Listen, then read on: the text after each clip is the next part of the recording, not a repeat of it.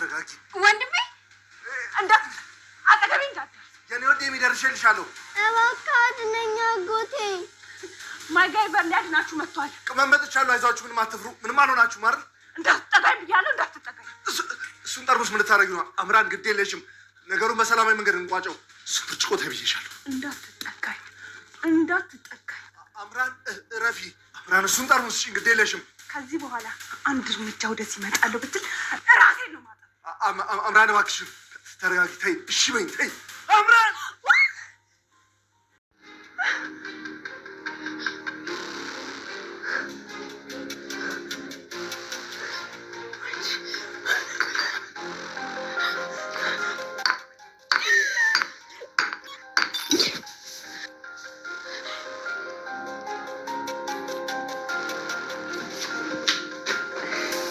አምራንን በስተመጨረሻ ራሷን በማጥፋት ለናሆም ከባድ ችግርና ከባድ መዘዝን ይዛበት መታለች። በጣም ያማል። ታዲያ ቶሎይኩንም በሰዓቱ ከባድ ስህተትን ነበር የሰራው ለአምራን። ከዚህ በኋላ አምራን እንደማታስፈልጋቸውና ለኤሚ ደግሞ ፓርማሮን የሚሰጣት ሰው እንዳገኙ ጭምር ከዛ በፊትም ሊሰጣት የነበረውን ገንዘብ ብትቀበል ኑሮ ምናልባትም ወደ ጎዳና ህይወቷ እንዳትመለስ ሊረዳት እንደሚችል ጭምር ነግሯት ነበር። ታዲያ አምራን ይህን ነገር ሰምታ ራሷን መቋቋም አልቻለሽም። ይሄ ነገር በፍጹም አይሆንም፣ ወደ ጎዳና ህይወቴ ወደዛ ቆሻሻ ህይወት በፍጹም አልመለስም። ከእጄ የገባውን ገንዘብ መልቅቀውማ ለሌላ ሰው በፍጹም መስጠት የለባቸውም። ያ ከሚሆን ደግሞ እኔ እስር ቤት በገባ ይሻለኛል። ይህን ቤተሰብ አመሰቃቅየው ወደ እስር ቤት ህይወቴ በመለስ ይሻለኛል በማለት ከባድ ውሳኔን ወስና ኤሚንም ለመግደል ተዘጋጅታ ነበር። ታዲያ ኤሚም እጅጉን በጣም ፈርታና ደንግጣ እየተርበተበተች እባክሽ ውጪልኝ ተይኝ ብትላትም ነገር ግን አምራን ጠርሙሱን በመስበር ኤሚን ሲጣርጋ ለመግደል እየሞከረች ነበር። ታዲያ ኤሚ እንደምንም ብላ ራሷን ለመከላከል ከበር ዘግታባት ነበረ። ታዲያ በሰዓቱ ለናሆምና እንዲሁም ደግሞ ለወይዘሮ ዝናሽ በመደወል ተሎ ድረሱልኝ ልትገለኝ ነው የሚል መልእክትን አስተላልፋ ነበር።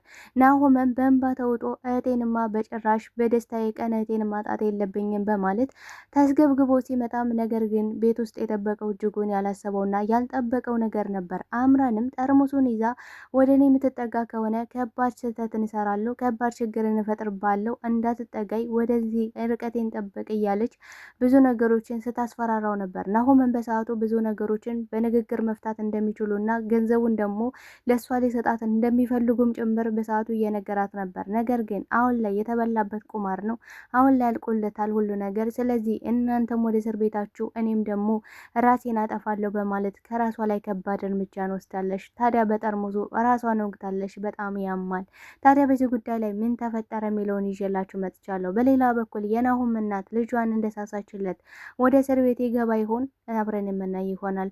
ሰላም ጤና ይስጥልኝ ውድና የተከበራችሁ የቻናሌ ቤተሰቦች፣ ተወዳጁን ድራማ ኑሐሚን ቀጣይ ክፍል ወደ እናንተ ይዤላችሁ መጥቻለሁ። በዚህ ክፍል ላይ ብዙ ነገሮች ተፈጥረዋል። ቀጣይስ ምን ሊፈጠር ይችላል የሚለውን ነገር የምናወራ ይሆናል። ታዲያ ተወዳጆች ቪዲዮውን ስትጀምሩ ላይክ እንድታደርጉና እስከ ቪዲዮ ፍጻሜ አብራችሁ እንድትቆዩ በአክብሮት እየጋበዝኳችሁ፣ በስተ መጨረሻም የናሆም እናት ለቤቱ መልእክተኛውን አመጣለች። ታዲያ ለኤሚ ፓርማሮውን ልትሰጣት ዝግጁ እንደሆነችም ለወይዘሮ ዝናሽና ለኤሚ እንዲሁም ደግሞ ለመላ ቤተሰቡ ስትናገር እጅጉ በደስታ ተውጠው ነበረ። ለኑሐሚንም ከዛ በፊት ነግራት ነበር። ነገር ግን ኑሐሚን ለሁሉም ሰው አልተናገረችም በሰዓቱ። ምክንያቱም ከኤሚ ጋር ይመሳሰላል አይመሳሰልም የሚለውን ነገር አረጋግጬ ብናገር ይሻለኛል፣ ምክንያቱም ያልሆነ ተስፋ እንድሰጣቸው በጭራሽ አልፈልግም ብላ ነበር።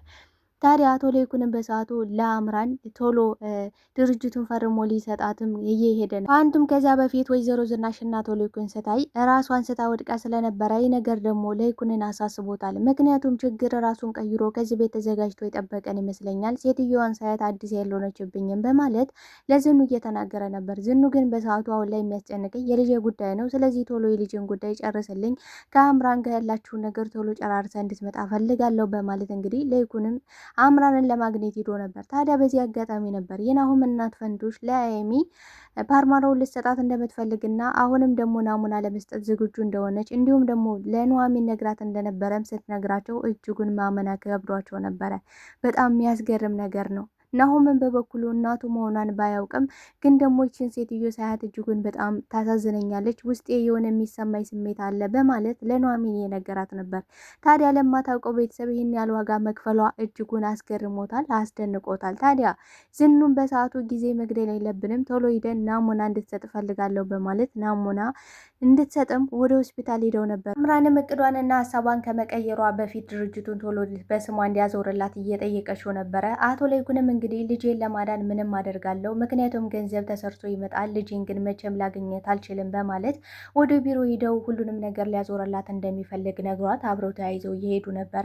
ታዲያ በዚህ አጋጣሚ ዝኑ በመደወል አሁን ላይ የደም አይነቷ ኦ ፕላስ እንደሆነና ፋንቱ አሁን ላይ ኤሚ ለመስጠት ዝግጁ እንደሆነች አሁንም ናሙና እያደረገች እንደሆነ ነገር ግን አሁን ላይ ስለ ኤሚ እርግጠኛ ሳይሆኑ ማለት የፋንቱሽ ጋር ተመሳሳይ ነው አይደለም የሚለውን ነገር እርግጠኛ እስከምንሆን ለአምራን ምንም ነገር ማወቅ የለባትም። አሁን ላይ እንደምንም ብለ ራስህን ምንም እንዳላወቀና እንዳልሰማ አስመሰለ ከመኪና ቀስ ብለ ወርድ እንድትመጣ ፈልጋለሁ በማለት ነበር እንግዲህ ዝኑ በጥበብ እንዲወጥቶ እንዲመጣ እየጠየቀችው ነበር። ነገር ግን ለይኩን በሰዓቶቹ ግን በጣም ደንግጦ የደስታ ድንጋጤ እየተርበተበተ ነበር። ታዲያ በዚህ አጋጣሚ አምራን የሆነ የተደበቀ ሴራና የተደበቀ የተጎነጎነ ነገር እንዳለ ገብቷታል። ታዲያ ለይኩን በሰዓቱ ለአምራን ልጄ ሆስፒታል ገብታለች፣ በጠና ታማለች በማለት ከመኪና እንድትወርድና እሱም ደግሞ ቶሎ በፍጥነት መሄድ እንዳለበት ነግሯት ጥሏት ይሄዳል። ታዲያ አምራንን በዚህ አጋጣሚ የሆነ የተደበቀ ነገር እንዳለ በደንብ ተረድታለች። ምክንያቱም በመጨረሻው ሰዓት ይሄ ነገር በፍጹም ሊሆን አይችልም፣ የሆነ ሴራና ተንኮል እንዳለ ገብቶኛል በማለት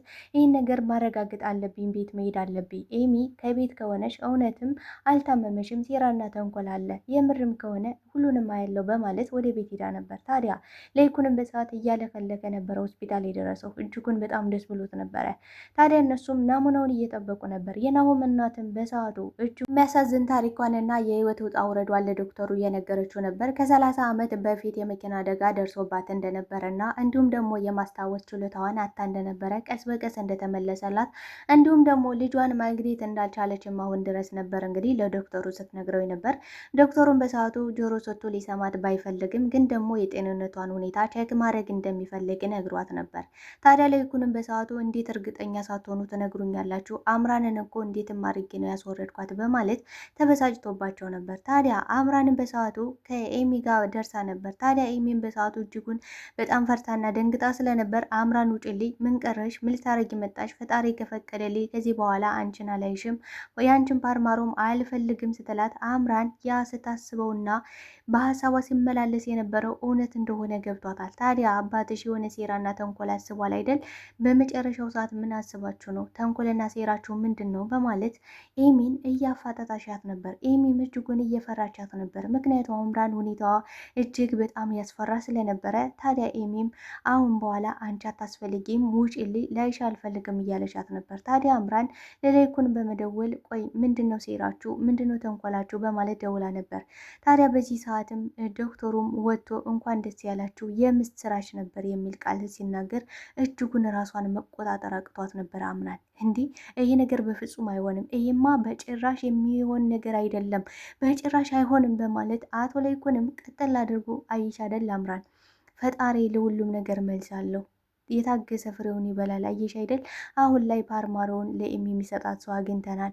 አንቺ ደግሞ ከዚህ በኋላ አታስፈልጊንም። ቅድም ደግሞ ልሰጥሽ የነበረውን ገንዘብ ብትቀበይ ኑሮ ምናልባትም ከጎዳና ህይወት የምትወጭበት አጋጣሚ ይሆን ነበረ። ነገር ግን አሁን ላይ ምንም ሳታገኝ ቢስታ ቢስቲ ሳታገኝ ወደ ጎዳና ህይወትሽ ልትመለሽ ነው። አምራን ይኸውልሽ ተሳካልኝ፣ እንኳን ደስ ያለሽ አትይኝም? በማለት አቶ ሊኩንም አበሳጭተዋት ነበረ። ታዲያ አምራን ይህን ነገር ሰምታ መቋቋም አልቻለችም። ስልኩን አንዘግዝጋ በመጣል ይሄ ነገር በፍጹም አይሆንም እያለች እየጮች ነበር። ኤሚን በሰዓቱ እሰይልል አገኘው ማለት ነው፣ የኔ ጋር ተመሳሳይ ሆነ ማለት ነው በማለት በጣም ደስ ብሏት ነበር። ነገር ግን ከቆይታዎች በኋላ የአምራን መቀያየር፣ የአምራን ሁኔታ እጅጉን በጣም አስፈርቷታል። አምራን ምልቶኝ ነው ተረጋጊ ብትላትም አምራን ግን ራሷን መቆጣጠር አልቻለችም። አይሆንም፣ በጭራሽ አይሆንም፣ ወደዛ ቆሻሻ ህይወትና ወደ ጎዳና ህይወቴ በፍጹም አልመለስም በማለት ቤቱን እያናወጠች ትገኛለች። ኤሚም በጣም ፈርታለች። ታዲያ አምራን ዞር ስትልም ጠርሙስ ስላገኘች ጠርሙሱን በመከስከስ ኤሚን ሲጣርጌ ገድዬ እኔ ወደ እስር ቤት እገባለሁ፣ ይህም ቤተሰብ አመሰቃቅለዋለሁ፣ በጭራሽ ወደ ጎዳና ህይወት ከምመለስ ይልቅ እስር ቤት ገብቼ በመንግስት ቁጥጥር ስር ውዬ ቁጭ ብዬ ብበላ ይሻለኛል የሚለውን ውሳኔ ወስናለች። እውነትም እሷ የወሰነችው ውሳኔ ምንድን ነው? አንድ ሰው ወንጀል ሰርቶ እስር ቤት ቁጭ ብሎ ስለሚቀለብ እሷም ደግሞ ይህን ነገር ተስፋ በማድረግ ቁጭ ብዬ እቀልባለሁ፣ ጎዳና ህይወት ማንም አይዞሽ ባይ የሌለኝ፣ ማንም ደህና ዋልሽ የማይለኝ፣ ከዛ ጎዳና ቆሻሻ ህይወት በፍጹም አልመለስም ብላ ከባድ ውሳኔን ወስናለች። እውነትም መንግስት ቁጭ አድርጎ የሚቀልባቸውን ሰዎች እያዩ ብዙ ሰዎች እስር ቤት ገብተው መቀለብን ስለሚፈልጉ ሆን ብለው ወንጀልና ኃጢአትን የሚሰሩ ሰዎች አሉ በሀገራችን። ታዲያ አምራን የሚያደረገችው ይህን ነበር። ታዲያ በሰዓቱ ኤሚም እራሷን ለመከላከል እንዴትም ብላ እየዞረች ነበረ። ታዲያ ኤሚ በሰዓቱ ቅመሟ ራስሽን አድኝ ውጪ ከዚህ እያለች ነበር። ግን ደግሞ ቅመሟ ኤሚን ትታ መሄድ ስላልፈለገች እንደምንም ብላ በሩን ከፍታ ራሷን ለመከላከል እየሞከረች ነበር ኤሚ። ታዲያ በሰዓቱም በሩን ዘግታ አምራን ውጭ አድርጋት ነበር። አምራንም ክፈችልኝ፣ እገልሻለሁ፣ ዛሬ ማንም አያድንሽም፣ ማንም ከኔ የሚያድንሽ ሰው የለም፣ ይህን ቤተሰብ እበታትነዋለሁ፣ በእንባ በለቅሶ ሞላዋለሁ፣ እኔም ደግሞ እስር ቤት ቁጭ ብዬ በሰላም ህይወቴን እቀጥላለሁ ብላ አስባ ነበር። ታዲያ ኤሚ በሰዓቱ ለወይዘሮ ዝናሽ እና ለናሆም በመደወል እናቴ ቶሎ ድረሱልኝ፣ አምራን ልትገለኝ ነው የሚል መልእክትን አስተላልፋ ነበር። ታዲያ ኑሐሚንን በበኩሏ ለፖሊስ እንደውልና ለፖሊስ ሁሉንም ነገር ማወቅ አለበት፣ ፖሊስ ቀድሞ መድረስ አለበት ብላ ነበር። ነገር ግን ናሆም አላስቻለውም። እህቴ ደስታዋን ያገኘን ከአርማሮ አገኘው፣ ስለ እህቴን በቀጥታ ማጣት የለብኝም፣ በጭራሽ ይህ ነገር አይሆንም፣ አምራን ምን ልታደርጋት እንደምትችል ስለሚያውቅ ናሆም በሮ መጥቶ ነበር። ታዲያ ናሆም ሲደርስ እጅጉን ያላሰበውና ያልጠበቀው ነገር ነበር የገጠመው። ታዲያ ናሆምም በጣም ፈርቷት ነበር። ምክንያቱም አምራን ሁኔታዋ እጅጉን በጣም ያስፈራ ስለነበር አምራን ተረጋጊ እባክሽ፣ ሰከን በይ፣ እህቴ ምንም አላደረገሽም አይደል ኤሚ ምንድን ነው እያለ ቢጠይቅም ነገር ግን ኤሚ አሁን ላይ ደህና እንደሆነች እና እሱም ደግሞ ራሱን መጠበቅ እንዳለበት እባክህ ከሷ ራቅ እያለች እየለመነችው ነበረ። ናሆምን በሰዓቱ እባክሽ አምራን የምትፈልጊውን ሁሉ ለማድረግ ዝግጁ ነኝ፣ አንቺ የምትፈልጊው ሁሉ ነገር ይሆናል፣ እባክሽ በንግግር ሁሉንም ነገር መፍታት ይኖርብናል፣ ተረጋጊ ቢላትም እሷ ግን መረጋጋት የሚባል ነገር እንደሌለና ከዚህ በኋላ ሁሉ ነገር እንዳበቃ እሷም ደግሞ ወደ እስር ቤት መግባት እንዳለባትና ወይም ደግሞ ያን ቤተሰብ አንዱን ሰው ገላ ካልሆነም ደግሞ ራሷን አጥፍታ እነሱን እስር ቤት መክተት እንደምትፈልግ እየነገረችው ነበረ። ታዲያ ናሆም ቢነግራትም ቢለምናትም ልትሰማ አልቻለችም። ታዲያ በስተ መጨረሻ አምራን ራሷን በመጠርሙዝ በመጉዳት ራሷን አጥፍታለች። በጣም ልብ ይሰብራል። ናሆምም እጅጉን በጣም ነበረ ያዝነው፣ በጣም ልቡ ተሰብሯል።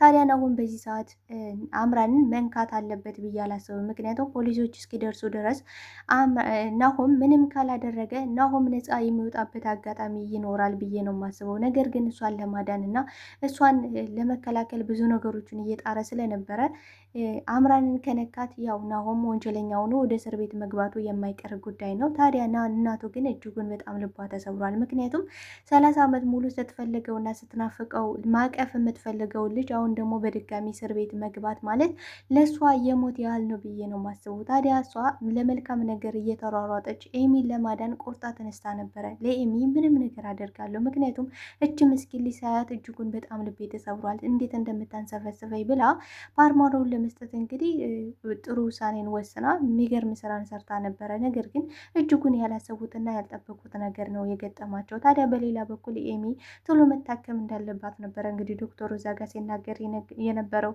በጣም ነው የሚያሳዝነው። እውነት አምራን ከባድ ሴራን የሰራችው፣ ከባድ ስህተትን የሰራችው። በተለይ ደግሞ በስተመጨረሻው ሰዓት ራሷ ላይ ያን ያህል እርምጃ መውሰዷ በጣም ከባድ ነገር ነው። አንዳንዴ በህይወታቸው ተስፋ የቆረጡ ሰዎች ተያይዘው ገደል እንድትገቡ ነው የሚያደርጓቸው እና ከእንደዚህ አይነት ሰዎች ፈጣሪ ይጠብቀን ብዬ ነው የማስበው። እና ተወዳጆቼ ለዛሬ ይዤላችሁ የመጣሁት ኑሐሚን ድራማ ይህን ይመስል ነበር። እስኪ ምን የሚፈጠር ይመስላችኋል? በቀጣይ ፓርት ሀሳብ አስተያየታችሁን በኮሜንት ሴክሽን ላይ አስቀምጡልኝ። አብራችሁኝ ስለነበራችሁ ስለነበረን ቆይታ እጅግ አድርጌ አመሰግናለሁ። ባይ ባይ ተወዳጆች፣ እወዳችኋለሁ።